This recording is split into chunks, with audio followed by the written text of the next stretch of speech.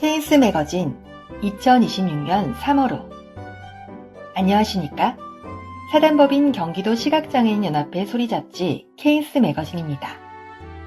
케이스 매거진은 교양잡지 샘터와 좋은 생각의 내용을 발췌 녹음하여 제작하였습니다. 저희 경기도 시각장애인연합회에서는 이 외에도 경기도 뉴스와 시각장애인의 재활 정보를 담은 소리 경기를 CD와 테이프로 제작하며 지역사회 정보 및 시사상식을 전하는 경기 등들을 점자책과 녹음도서로 발간하고 있습니다. 소리 경기와 경기 등대의 추가 구독을 원하시는 분은 전화 031-213-7722 내선 4번으로 문의해 주시기 바랍니다. 인터넷 및 모바일 서비스 안내입니다. 본 연합회 홈페이지 www.eyes1004.com 웹매거진에서 케이스 매거진 이용이 가능하시며 시각장애인 통신망 사이트 넓은 마을의 경기도 시각장애인연합회 코너에서 모든 소식지 청취와 다운로드를 이용하실 수 있습니다. 덧붙여 시각장애인용 스마트폰 어플리케이션 경기 보이스톡톡을 설치하시면 소식지 청취를 모바일로 이용하실 수 있으니 스마트폰을 사용하시는 구독자분들의 많은 이용 바랍니다. 전화 031-213-7722 내선 4번으로 전화해 주시면 자세한 이용 안내를 해드리겠습니다. 그럼 지금부터 케이스 매거진 2026년 3월호 낭독을 시작하겠습니다. 케이스 매거진 파트 1 차례 1. 조은님의 이야기 조용한 선의 2. 특집 아침마다 쓰는 편지 3. 인류의 충전 지나가던 사람 조은님의 이야기 조용한 선의 매서운 추위에 몸을 꽁꽁 싸매고 퇴근길 버스를 탔다. 운전석 뒷자리에 앉아있는데 다음 정거장에서 한 초등학생이 급하게 올라탔다. 버스를 놓칠까봐 헐레벌떡 달려왔는지 숨을 가쁘게 몰아쉬었다. 그러고는 기사님에게 고개를 꾸벅 숙였다. 이후 한 정거장을 채 가기도 전에 근처에서 갑자기 푸르륵 가는 소리가 들렸다. 창가에 하얀 가루가 날리는 것이 보였다. 아이가 버스 소화기 근처에 기대면서 안전핀이 가방에 걸려 뽑힌 것이었다. 여러 사람이 가루를 뒤집어 썼고 버스 기사님이 상황을 확인하기 위해 정류장에 멈춰섰다. 아이가 연신 죄송하다고 사과했다. 그러자 사람들이 한마디씩 거들었다. 실수할 수도 있지. 괜찮아. 가루를 맞은 사람들은 딱히 아무 말도 하지 않았다. 어떤 이는 어쩔 줄 몰라 하는 아이에게 뒤로 가라고 말해줬다. 누군가 함께 치우자며 내게 물티슈를 건넸다. 기사님은 묵묵히 바닥을 대걸레로 닦았다. 오늘날 매체에는 개초딩, 꼰대, 해조선과 같이 사람들과 세상을 조롱하는 말이 넘쳐난다. 그러나 이날 버스 안에 그런 것은 없었다. 대신 공손하게 사과하는 아이와 그를 감싸는 어른, 묵묵히 서로를 돕는 이들만이 있었다. 대부분은 이렇듯 적당한 친절함을 갖고 산다. 시끄럽게 떠드는 목소리가 전부인 것 같지만 조용한 선의는 뉴스에 나오지 않을 뿐이다. 다 함께 버스를 깨끗이 정리하고 다시 의자에 앉아 창문을 열었다. 차갑고 상쾌한 바람이 마음에 오래 머물렀다. 이상으로 조은님의 이야기를 마치겠습니다. 특집 아침마다 쓰는 편지 아버님, 며느리입니다. 날이 추우니 자식과 손주가 더 보고 싶으시죠? 붕어빵 하나면 세상을 다 가진 듯 웃던 4살 손자는 이제 아빠보다 키 큰 고등학생이 됐고 아버님 손에만 곤히 잠들던 예민한 2살 손녀는 혼자 자고 싶어하는 중학생이 됐습니다. 아버님은 없지만 야속하게도 세상의 시기는 째깍째깍 잘만 흘러갑니다. 추운 겨울 이른 아침이면 남편 하던 일이 어려워져 시댁에 들어간 그 시절이 자주 생각납니다. 그때는 정말 아침에 눈뜨기가 싫을 정도로 힘들었어요. 유일하게 할 수 있는 일은 슬픔을 떠넘기는 것이었죠. 혼자 짊어질 자신이 없어 시댁에 들어갔나 봅니다. 아버님과 어머님은 두말 않고 받아주셨죠. 온 가족이 살림과 육아, 그리고 일을 함께하며 남편의 재기를 응원하던 시간이 떠오릅니다. 두 분이 지내기도 넉넉지 않은 공간에 6식구가 북닥거리며 어쩌면 서로 외면할 수 없어 부둥켜 하는 시간이었습니다. 가끔 너무 힘들면 이불을 덮어쓰고 자는 척을 했어요. 그럴 때면 아버님이 아이들을 유모차에 태워 시장에 다녀오셨죠. 아이들 손에 붕어빵과 뻥튀기를 지어주고 환하게 웃으며 들어오는 아버님에게 못나게도 아이들의 아토피에 좋지 않은 음식이라며 퇴퇴댔습니다. 그때는 마음이 왜 그렇게 보관났던지 많이 서운하셨죠?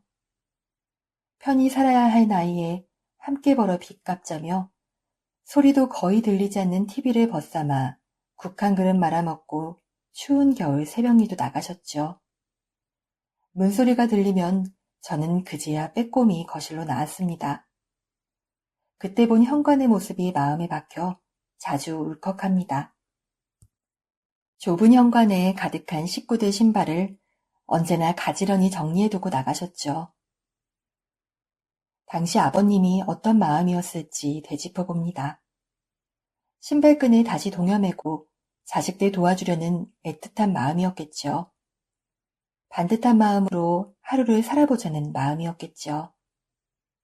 집안이 가장 힘든 시기에 그만 사고로 돌아가셔서 지금의 행복을 함께하지 못하는 것이 늘 죄송할 따름입니다. 늦었지만 아버님에게 전하지 못한 말을 지금 하늘에 대고 띄웁니다. 아버님, 많이 존경합니다.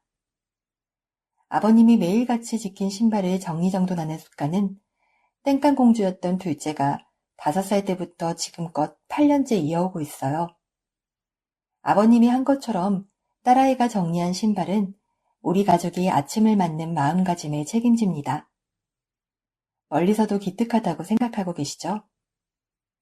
아버님이 마지막까지 지키고 싶어 했던 행복한 가정을 잘 만들어가고 있습니다. 어머님과 며느리, 아들딸, 사위, 손주도 다 이만하면 행복합니다. 이상으로 특집을 마치겠습니다. 인류의 충전, 지나가던 사람. 금요일 오후 잠복결핵 검사를 받기 위해 병원에 찾았다. 대기실에서 바닥을 보고 있는데 문득 하얀 깁스 사이로 삐져나온 검은 발이 눈에 들어왔다. 외국인 노동자였다. 타지에서 다치기까지 했으니 얼마나 서러울까. 안타까움이 스쳐 지나갔다. 그와 함께 온 한국인 아저씨에게 간호사가 의례적인 질문을 던졌다. 두 분 관계가 어떻게 되세요? 당연히 고용주와 직원 사이겠거니 생각했는데 의외의 대답이 들려왔다. 저 그냥 지나가던 사람인데요. 순간 공기가 멈췄다. 아저씨는 뒷머리를 긁적이며 말했다. 다리가 부러진 것 같아 데려왔어요. 100만 원은 넘게 나올 줄 알고 겁먹었는데 10만 원도 안 되네요. 다행입니다. 큰돈 들 것을 각오하고도 길가에 쓰러진 낯선 외국인을 외면하지 않은 것이다. 그는 안도감 섞인 웃음을 터뜨리며 처방전을 들고 길 건너 약국으로 향했다. 이름 모를 지나가던 사람의 뒷모습이 나의 메마른 하루를 기적처럼 바꿔줬다. 이상으로 인류의 충전을 마치겠습니다. 지금까지 케인스 매거진 파트 1을 모두 들으셨습니다. 케인스 매거진 파트 2로 이어집니다. 낭독의 안해나입니다. 감사합니다.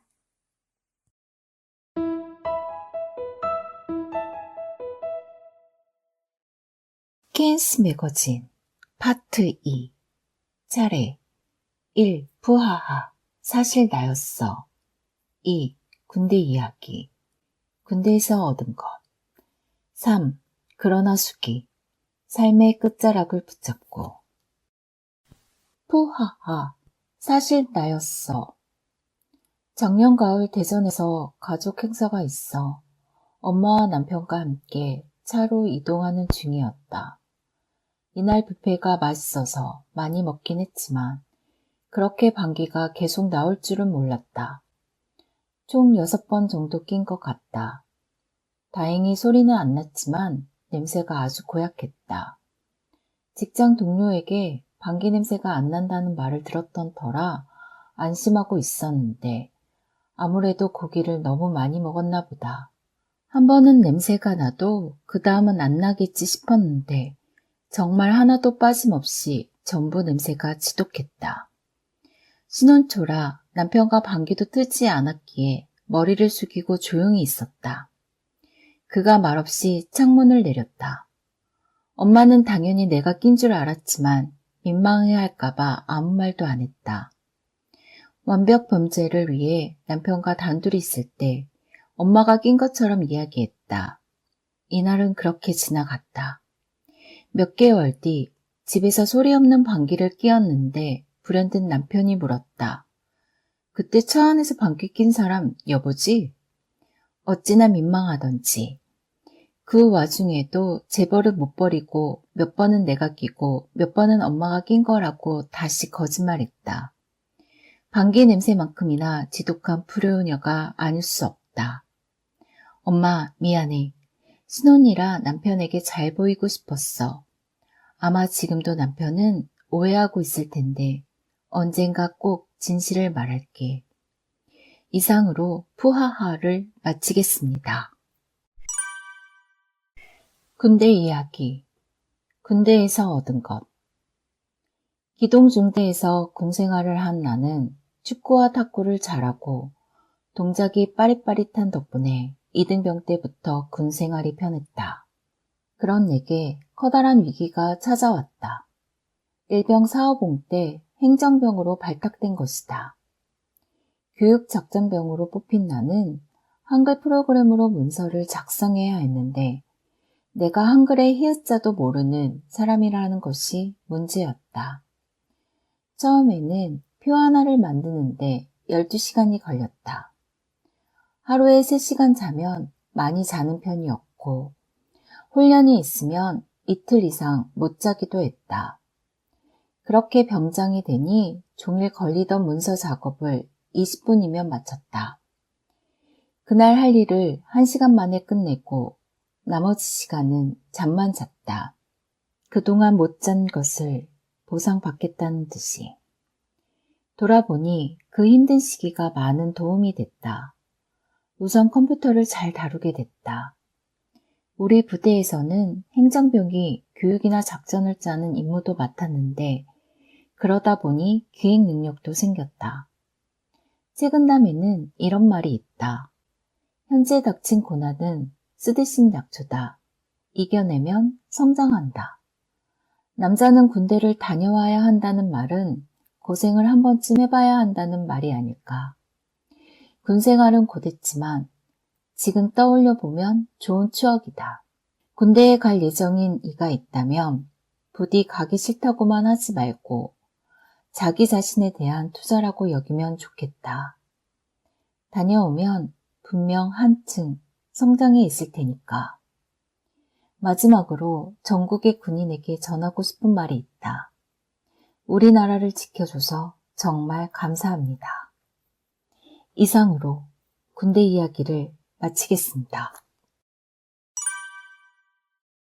그러나 수기, 삶의 끝자락을 붙잡고 2024년 2월 어느 날 전화가 울렸다. 회사 일로 바쁠 시간인데 남편이 뜬금없이 아들에게 가자고 했다. 목소리가 하도 떨려서 아무것도 묻지 못하고 그저 옷을 챙겨 입고 기다렸다. 아들이 파출소에 있다고 했다. 도대체 무슨 소리인지 알 수 없었다. 아들은 대학교 3학년 가을부터 대학원을 준비한다며 대학병원 부설연구실에 다녔다. 섬세하고 꼼꼼한 성격과 잘 맞을 거라며 모두 축하해줬다. 그런데 놓친 부분이 있었다.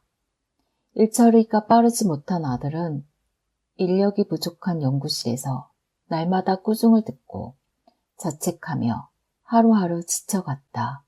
주말마다 야윈 아들을 보며 마음 아팠지만 사회에서 겪을 일을 조금 빨리 경험한다 생각하고 조금만 참으면 돼. 너는 잘할 수 있어. 라고 다독이며 다시 등을 떠밀어 보내곤 했다. 그런데 이날 아침 연구소로 출근한 아들이 끝내 건물 옥상에 올라갔다.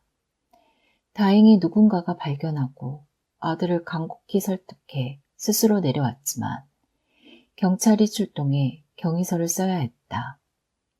그 순간에도 엄마가 놀랄까봐 아빠의 전화번호를 알려준 것이다. 초췌한 모습으로 앉아있는 아들을 본 순간 눈물이 쏟아지려 했지만 억지로라도 마음의 중심을 잡았다. 미안하다며 흐느끼는 아들을 꼭 안고 고맙다는 말만 되풀이했다. 머리부터 발끝까지 파들파들 떨렸다. 아들이 지쳐 삶의 의지가 바닥까지 떨어진 줄도 모르고 날마다 힘내라고 했던 나 자신이 너무도 미웠다. 그날부터 나는 눈 떠서 잠들 때까지 아들 곁을 지켰다. 아들의 숨소리가 편안해진 것을 확인하고 나서야 가까스로 눈을 붙였다. 아들을 바라볼 때마다 가슴이 미어졌지만 그저 곁에서 함께 숨쉬고 있다는 사실에 감사하기로 했다. 순진하게도 며칠 동안 아들을 꼭 안아주면 전처럼 웃으며 자신의 자리를 찾아갈 줄 알았다. 하지만 아들은 점점 더 힘을 잃어갔다. 엄마, 난 살고 싶지 않아요.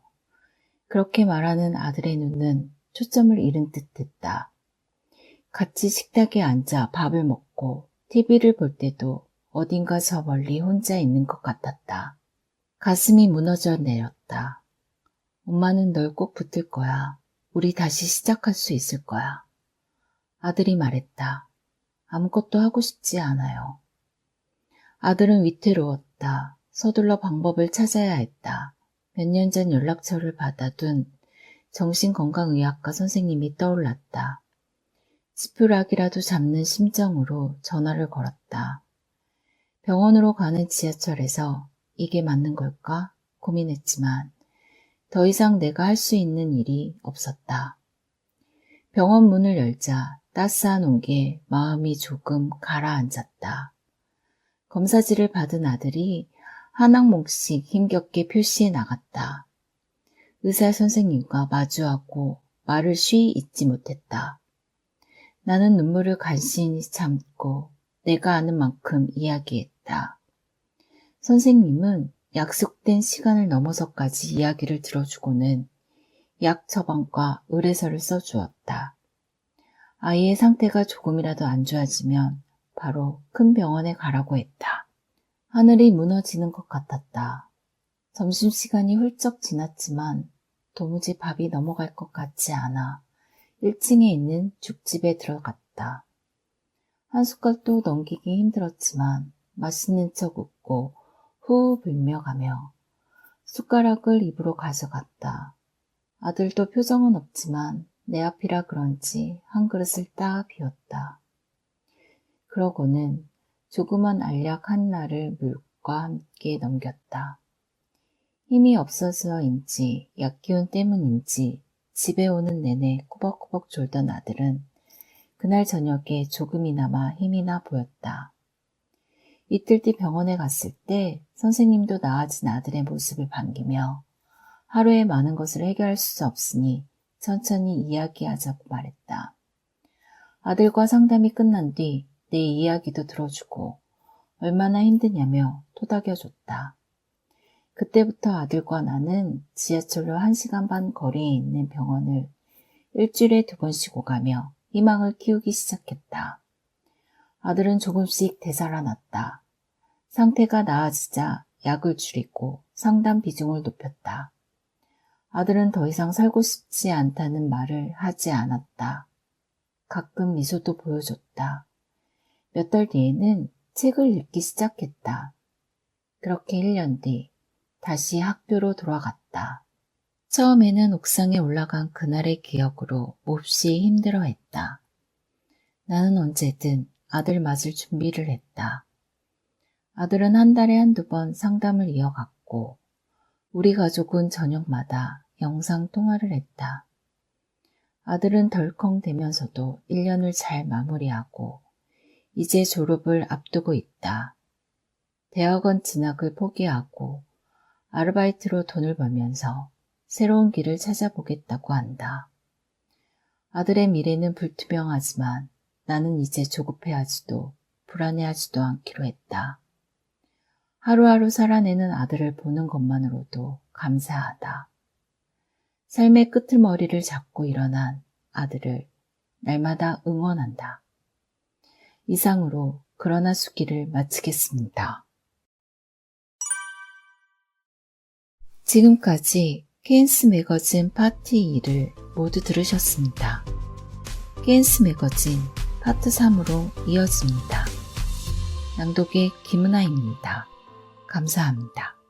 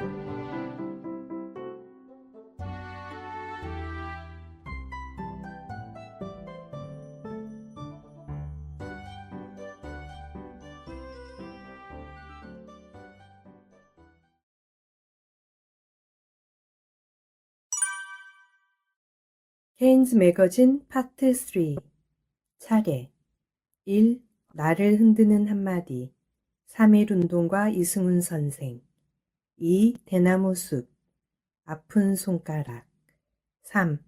지금 여기 눈물보다 윙크를 나를 흔드는 한마디 3.1운동과 이승훈 선생 우리 역사에서 가장 의미 있는 일을 두 가지만 고르라고 한다면 나는 서슴지 않고 한글 창제와 3.1운동을 꼽겠다. 한글은 우리 문화와 의식의 근본을 만드는 기초이고 3.1운동은 우리 민족의 정체성을 일으켜 세운 출발점이기 때문이다. 올해로 3.1운동이 일어난 지 107주년이다. 민족 대표 33인이 독립선언을 하고 체포되자 전국 각지에서 만세 시위가 들불처럼 일었다. 당시 우리나라의 인구는 1,600만 명 정도였는데 200만 명이 시위에 참여한 것으로 추정된다. 시위는 2달 넘게 전국 각지에서 1,500회 이상 벌어졌고 사망자도 최소 900명이 넘는다. 7,000명이라는 주장도 있다.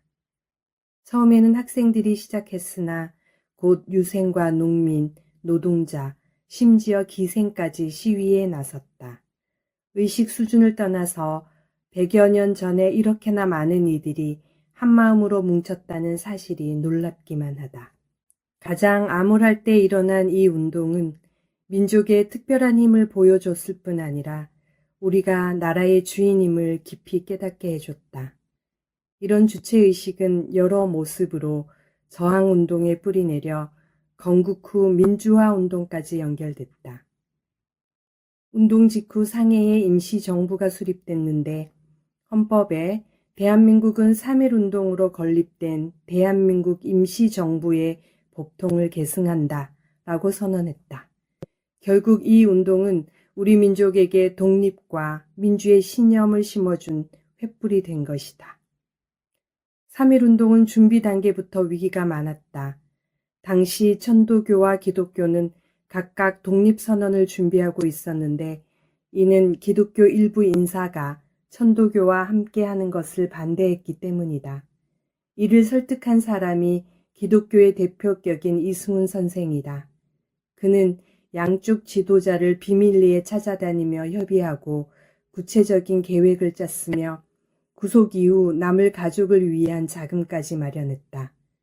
만약 그가 없었다면 독립선언은 반쪽짜리가 될 수도 있었다. 독립선언서의 서명 순서를 놓고 논란이 벌어지자 그는 순서는 무슨 순서야? 이거 죽는 순서야. 누구를 먼저 쓰면 어때? 손병희를 먼저 써. 라고 호통쳐 정리했다. 스스로 천도교를 앞세운 것이다. 당초 주범인 그에 대해서는 사형이 예상됐지만 일본의 정치적 상황이 바뀌어 징역 3년을 선고받았고 결국 33인 중 마지막으로 출소했다. 당시 그의 나이 59세였다. 신민의 사건으로 이미 50대 초반에 감옥에서 4년여를 보내며 몸에 시퍼런 자국이 남고 손가락도 구부러졌지만 그의 사명감은 꺾이지 않았다. 이승훈은 누구인가? 평안북도 가난한 농가에서 태어난 그는 8개월 만에 어머니가 세상을 떠나고 10살 때 아버지까지 여의었다. 녹그릇 가게의 사환으로 들어갔다가 15살에 녹그릇 보부상을 시작했다. 9년 뒤 돈을 모아 녹그릇 공장을 세웠고 이로 기반을 잡자 외국 물품이 우리나라에 유통될 것을 예상하고 무역업에 뛰어들었다. 놀라운 사업 수완으로 크게 성공해 조선의 최고 부자가 됐지만 러일 전쟁 때 군수품 매수가 잘못돼 큰 재산을 잃고 사업을 정리한 뒤 42세에 시골집으로 돌아왔다. 이듬해인 1907년 그는 평양에 나갔다가 우연히 미국에서 귀국한 도산 안창호의 연설을 듣고 깊은 깨달음을 얻었다. 그날로 담배와 술을 끊고 머리를 깎았다. 자신보다 14살이나 어린 도산의 오른팔이 되어 비밀 결사인 신민회에 가입하고 오산학교를 설립했다. 오산학교는 학생 7명으로 시작했지만 김소월, 함석헌, 주기철 등 인재를 배출했다. 이후 학교 재정이 어려워지자 가족을 위해 남겨뒀던 마지막 땅까지 처분했다. 67세에 감옥에서 얻은 지병으로 사망했고 장례는 사회장으로 치러졌다. 그는 옳은 일이라는 확신이 들면 즉시 행동하는 사람이었다. 오산학교를 세우기로 결심한 것은 불과 사흘 동안이었다. 사흘 밤낮을 자지 않고 그 일만을 골똘히 생각했다. 또한 일단 시작한 일에는 모든 것을 바쳐 헌신했다. 그의 일화 중 똥 이야기가 유명하다.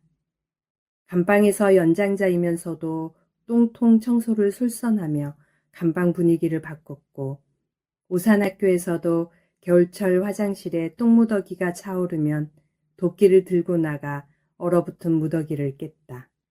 변이 얼굴과 옷에 튀었는데 이 모습을 본 학생들이 뒤늦게 달려 나오곤 했다. 이 같은 인품을 가졌기에 3.1운동을 이끌 수 있었던 것이리라.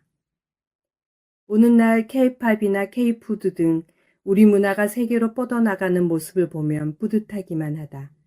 내가 이 속에서 희미하게 3.1운동의 만세 소리를 듣는다면 착각일까? 문화는 주체의 단단한 정체성 위에서만 발전할 수 있고 우리의 정체성은 3.1운동에 뿌리 내린 것 아닌가. 문득 이승훈 선생이 지금 우리 모습을 본다면 무엇이라고 할지 궁금해진다. 이상으로 나를 흔드는 한마디를 마치겠습니다. 대나무 숲, 아픈 손가락. 20년 만에 오빠에게 편지를 쓰는 것 같네. 오빠는 나보다 6살 많았는데 이제는 내가 오빠보다 6살 더 많아져 버렸어. 오빠의 나이는 20살에 멈춰 있으니까 말이야. 오빠가 군대 훈련소에 있을 때 편지를 썼었어.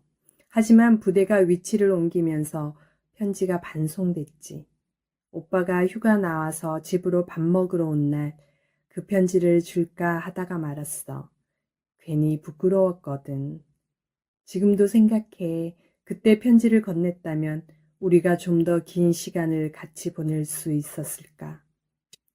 학교 끝나고 돌아온 아무도 없는 집에서 울리던 전화벨 소리와 무거운 공기가 지금도 생생해. 전화를 받으니 검은색 옷으로 갈아입고 장례식장으로 오라는 아빠의 목소리가 들렸어.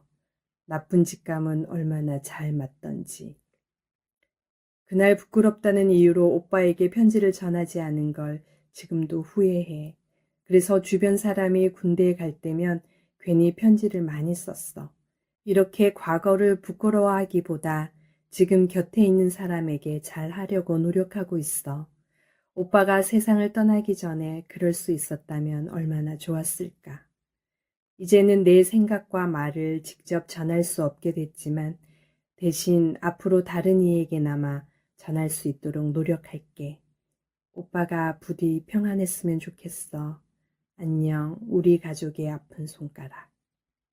이상으로 대나무 숲을 마치겠습니다. 지금 여기 눈물보다 윙크를. 엄마 아빠는 눈이 2개잖아. 참아온 설움이 터졌다. 한쪽 눈의 시력을 영영 잃었다는 사실이 믿기지 않아 날카로운 마음을 휘둘러 가장 가까운 이들을 아프게 찔렀다. 부모님은 내가 차별받지 않기를 바라며 먼 미래를 걱정했지만 나는 당장 숨 쉬어야 하는 오늘이 버거웠다. 주저앉은 딸을 두고 자꾸 먼 곳을 바라보는 그들이 야속해서 제발 나를 내버려 두라고 울부짖었다. 2022년 가을에 벌어진 낙마사고는 평온하던 삶을 송두리째 바꿔놓았다. 내과 전문의로 응급실을 뛰어다니던 내가 하룻밤 사이 피투성이 환자가 되어 근무하는 병원으로 실려왔다. 정신을 차렸을 때 마주한 현실은 가혹했다. 한쪽 눈을 실명해 컵에 물을 따르는 일조차 버거웠고 의사로서의 삶이 끝날지도 모른다는 두려움이 매일 밤 내 마음을 덮쳤다. 그 어둠 속에서 나를 건져 올린 것은 가족이었다. 응급실 문 밖에서 울며 기다리던 여동생은 주저없이 말했다. 언니는 하고 싶은 것도 해야 할 것도 많으니까 내 눈 언니 줄게. 나는 눈 하나여도 괜찮아. 그제야 알았다. 야속해 보이던 부모님의 시선 또한 더는 품에서 지켜줄 수 없는 자식이 꿋꿋이 살아가길 바라는 간절한 사랑이었음을. 그 사랑 덕분에 잃어버린 절반 대신 남은 절반의 삶을 더욱 귀하게 여기기로 했다.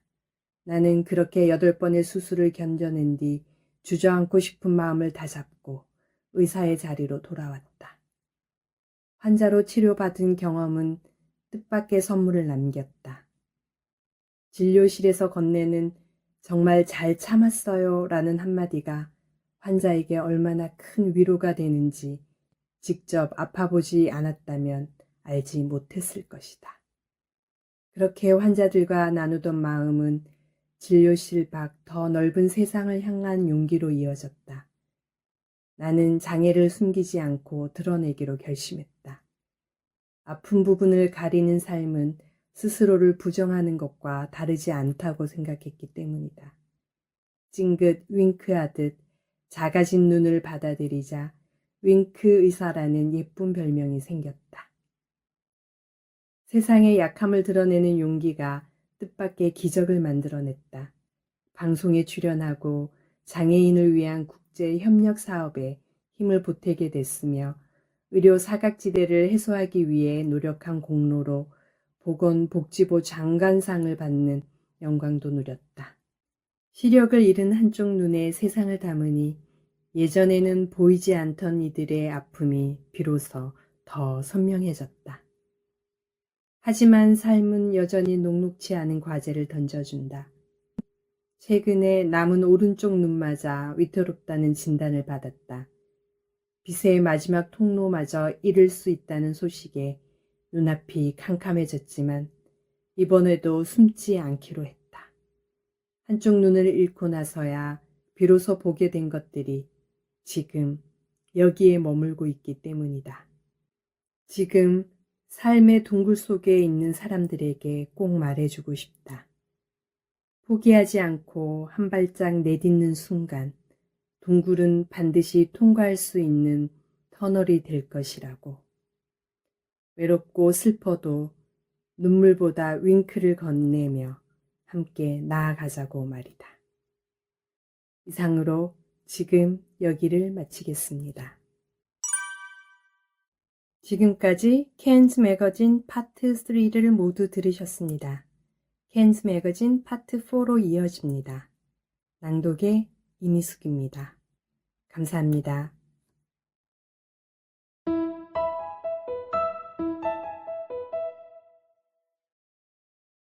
케인스 매거진 파트 4 차례 1. 동행의 기쁨 수많은 파도와 함께 큰 바다 2. 새벽 햇살 가족의 소중함 3. 절기 이야기 사랑의 절기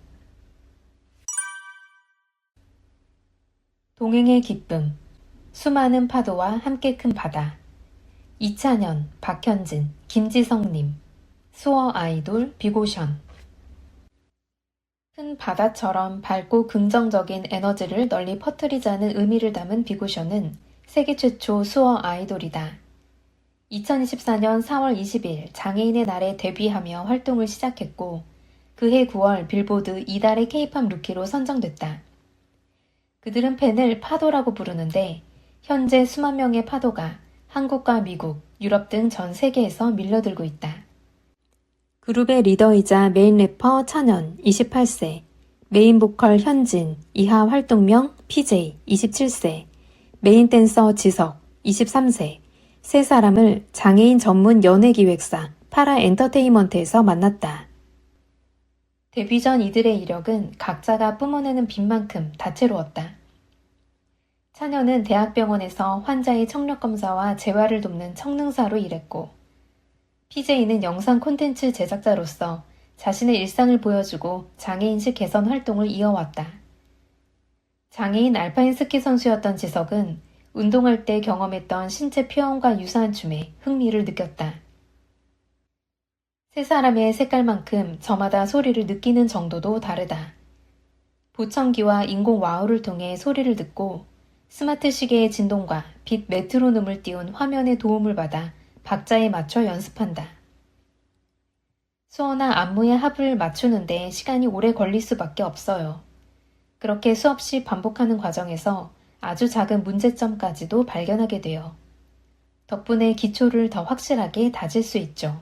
PJ. 비고션은 K-팝의 안무와 노래의 수어를 결합해 나다움과 자유, 위로의 메시지를 담은 프리소울 팝 음악을 선보인다. 아이돌이지만 모든 멤버가 매일 회사로 출근한다.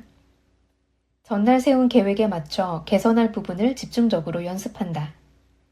연습이 끝나면 일지를 쓰며 문제점을 점검하고 또다시 내일을 준비한다. 최근에는 3월 3일에 3집 앨범 발매를 앞두고 수어를 복습하거나 노래를 듣고 타이밍에 맞춰 연습한 안무를 되돌아보며 하루를 채우고 있다. 서로 소통하며 연습하는 시간이 그 대부분을 차지한다고.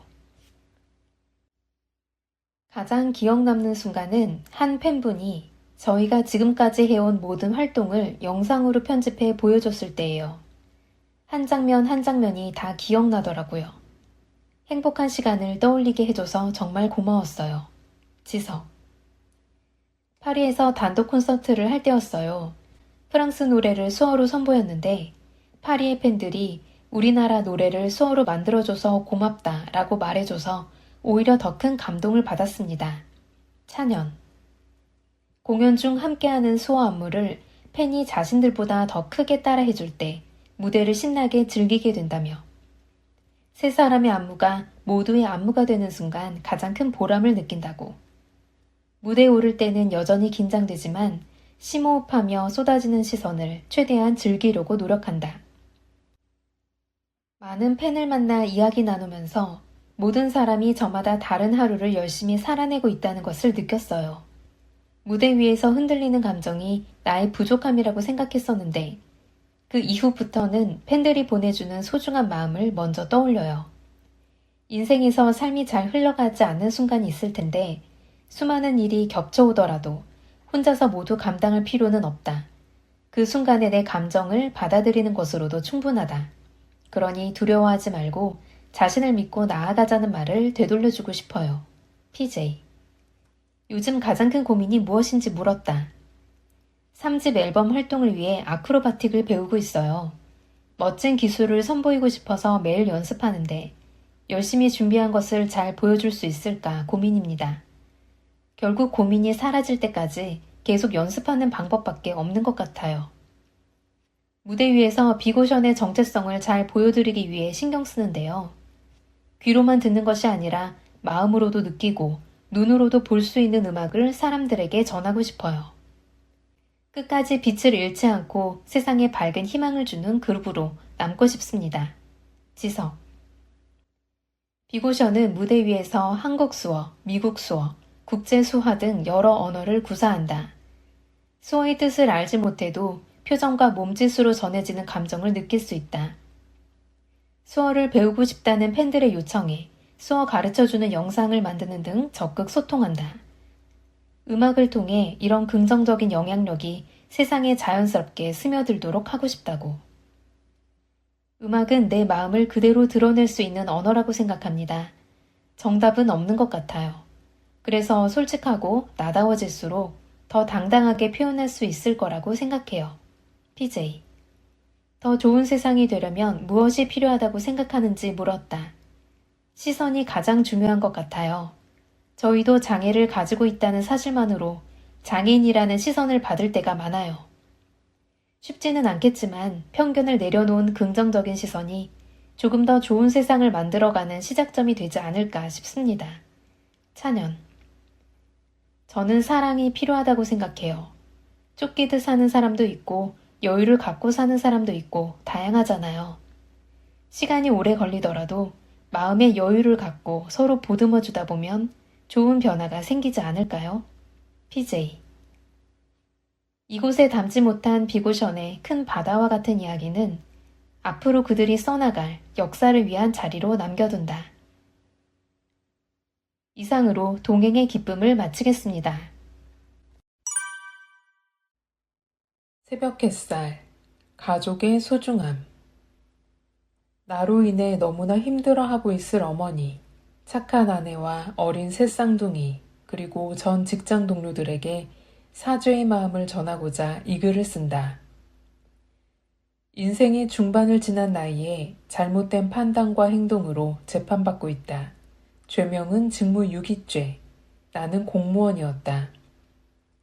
고등학교에 갓 입학했을 무렵 집안에 큰 슬픔이 찾아왔다.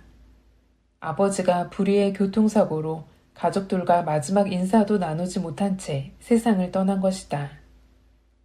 홀로 남은 어머니는 우리 형제를 키우기 위해 밤낮 가리지 않고 온갖 고된 일을 하며 생계를 이어갔다. 그 덕에 학교를 무사히 졸업하고 군복무를 마친 뒤 공무원의 꿈을 품고 서울 노량진으로 상경할 수 있었다. 운이 좋게도 비교적 이른 나이에 시험에 합격했다. 당시 내게는 분명한 성공의 목표가 있었다. 빠른 승진, 좋은 부서 경험 등. 어머니가 언제 어디서든 늘 정직하고 성실해야 한다고 말하던 기억이 떠오른다. 나는 그 말을 잊어버린 채 오만과 탐욕에 사로잡혀 나락으로 빠지고 말았다. 어느 순간 정신을 차려보니 스스로 방향을 조절할 수 없는 배에 올라 있었다. 우리 부부는 부단한 노력 끝에 약 4년 만에 새 쌍둥이를 가졌다. 당시에는 하루하루가 꿈만 같을 정도로 삶이 만족스러웠다. 그러나 나의 탐욕은 가족을 전혀 다른 길로 이끌었다. 사랑하는 아내와 지금도 나를 기다리고 있을 새 아이에게 그동안 충분한 사랑과 관심을 주지 못한 것이 너무나도 후회된다. 가족과 동료의 신뢰, 그리고 직장까지 모든 것을 잃고 말았지만 그 과정에서 많은 깨달음을 얻었다. 그중 가장 큰 깨달음은 가족과 웃으며 함께 보낸 평범한 시간이 그 무엇보다 소중하다는 사실이다. 이제는 내가 저지른 죄에 대한 처벌을 겸허히 받아들이고 남은 인생은 오직 사랑하는 가족을 위해서만 살아가겠다고 다짐한다. 하루하루 힘든 시간이 이어지더라도 마음을 가다듬고 미래를 위해 노력할 것이다. 인생의 좌절과 슬픔, 고통 속에서 힘겹게 살아가고 있을 나와 같은 분들에게 이 말을 꼭 전하고 싶다. 당장 죽을 것 같을 때 손을 놓더라도 끝이 아닐 수 있다. 바로 아래에 발 디딜 땅이 있을지도 모른다. 이상으로 새벽 햇살을 마치겠습니다. 절기 이야기. 사랑의 절기. 3월에는 경칩과 춘분이 있다. 본격적인 봄의 시작을 알리는 절기로 올해 경칩은 5일, 춘분은 20일이다. 경칩은 놀랄 경에 겨울잠 잘 칩이 합쳐진 말이다. 즉 겨울잠 자던 동물이 놀라서 깨어난다는 뜻이다. 옛사람들은 겨울잠을 자던 벌레나 동물이 천둥 소리를 듣고 일어난다고 생각했다. 경칩 무렵이면 차가운 대륙성 고기압이 약해지고 이동성 고기압과 기압골의 영향을 받아 천둥이 자주 친다. 이는 봄이 왔다는 것을 알려주는 자명종인 셈이다. 경칩이면 연인들이 가을부터 간직해온 은행나무 씨앗을 나눠 먹는 풍습이 있었다. 겨울잠에서 깨어나 봄을 만나듯 사랑을 맞이한 것이다. 오늘날 매년 3월 14일 화이트데이에 선물이나 카드를 주고받으며 사랑을 표현하는 것처럼 말이다. 암수가 서로 떨어져 열매를 맺는 은행나무처럼 순수하고도 애틋한 사랑을 그리면서 단단한 껍질을 가졌지만 한번 싹 틔우면 천년을 살아가듯 영원한 사랑을 꿈꿨다. 날이 어두워지면 사랑하는 사람과 함께 암나무와 수나무가 나란한 은행나무 주위를 도는 풍습도 있었다. 연인들은 서로 마주봐야 열매를 맺는 은행나무처럼 사랑이 결실을 맺기를 바랐을 것이다. 춘부는 봄춘에 나눌 뿐이 합쳐진 말이다. 봄을 둘로 나눠보면 춘분이 한가운데 있다는 뜻이다.